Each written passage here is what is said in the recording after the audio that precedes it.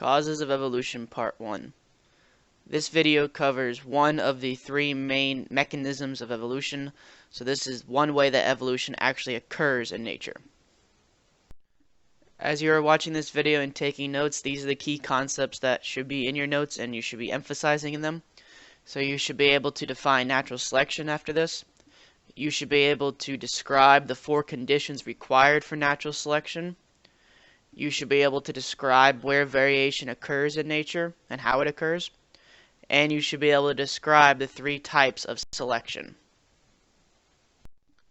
As we've already discussed, evolution is this idea that over time populations are changing, their genes are changing. And Darwin came up with the idea of actually how they are changing and why they are changing. And that was natural selection. So just to review, natural selection is this principle that individuals with variations that make them more adapted or better suited to their environment are the ones that have more children and pass their alleles off to the next generation. So it's the idea that if you have more children because you're better adapted, your genes are going to continue on better than someone that is less adapted. And you can see that in the graph, how average beak depth, the length of the beak, before the drought, you can see it was about 9. After the drought, it had to go up to 9 or almost 10 because you had to go down farther to actually get water and to get the bugs that live down there. Darwin came up with 4 main requirements for natural selection to actually occur. The first being overpopulation. This idea that you have to actually produce more offspring than can actually survive because it leads to competition. So to have natural selection, you have to have more babies than can ever actually survive in an area. 2, there has to be differences amongst the babies. There has to be natural variation. So you can't have them all be the same. You need to have them all have different traits, different genes, different alleles in them. 3, inheritance. The variation that exists within the population must be inheritable. So if I chop off all your left arms, or just one person's left arm, that's not the variation we're talking about. We're talking about variation that is in your genes that can be passed along. Just removing your left eye is not going to help us with natural selection. And finally, there must be differential survival and reproduction. This idea that the unequal ability of individuals to survive and reproduce leads to gradual change in a population. So ones that are adapted, survive and reproduce. The ones that do not have the natural variation that help them survive an area, they're the ones that are going to die off. So those 4 principles, these 4 requirements come together to really show natural selection happening. If you do not have any one of these 4 principles, natural selection cannot occur. The natural question is, where does this variation come from? How does this variation actually appear in the population? It's actually 2 things that we've already talked about. The first is mutation, which was just in the last unit. This random changes in the DNA. It could be due to errors during mitosis and meiosis. It could be due to that crossing over that occurs during meiosis when the chromosomes get a little too friendly and switch legs with each other. It could be due to environmental damage. We talked about going out in the sun, how the sunlight, UV radiation causes mutations.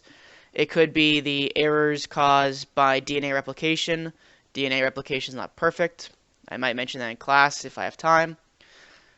The second source of variation comes from non-random mating. I know I've mentioned numerous times the reason why you have sex is to increase variation. So this idea of non-random mating, you just don't want to pick any random person. You want to pick people that you think have traits that are going to help your children survive. So this creates a mixing of genes or a recombination of alleles and also spreads variation. The offspring inherit your traits from the parents, and you can have different combinations spreading all over the world. The actual product of natural selection are adaptations, which are there to enhance an organism's ability to survive and reproduce. A quick example of that is the desert fox versus the Arctic fox. The desert's obviously very hot, the Arctic's very cold. You lose a lot of body heat through your ears. So the desert fox has adapted and developed an adaptation to have very large ears, which act like little radiators and allow heat to escape so they don't overheat and die. Arctic fox, on the other hand, have smaller ears since they do not want to lose a lot of body heat since it's really cold. Both foxes came from a common ancestor, but over time they adapted to their environment through natural selection. And once again, because it's an extremely important concept, competition is what drives natural selection. So you must have an overproduction of offspring. You must have too many organisms in a certain area. So that leads to competition for food, for water, for space, for mates, if you're talking about being able to reproduce. You need to have this competition. If there's no competition, natural selection cannot occur. Let me go through a quick example of natural selection using insecticide resistance. Insecticides are the chemicals we spray to kill insects. When we spray them, not all insects actually die. Some insects have a natural immunity to certain insecticides. They have a random mutation in their DNA, which allows them to survive the spraying of insecticides. So what happens is that we kill off 99% of the insects. Well, that 1% can now reproduce. And when it does reproduce, we see that resistance is inherited since it's in the DNA. And eventually, we come up with these insecticide-resistant insects that now we can spray them with as much insecticide as we want. They're not going to die.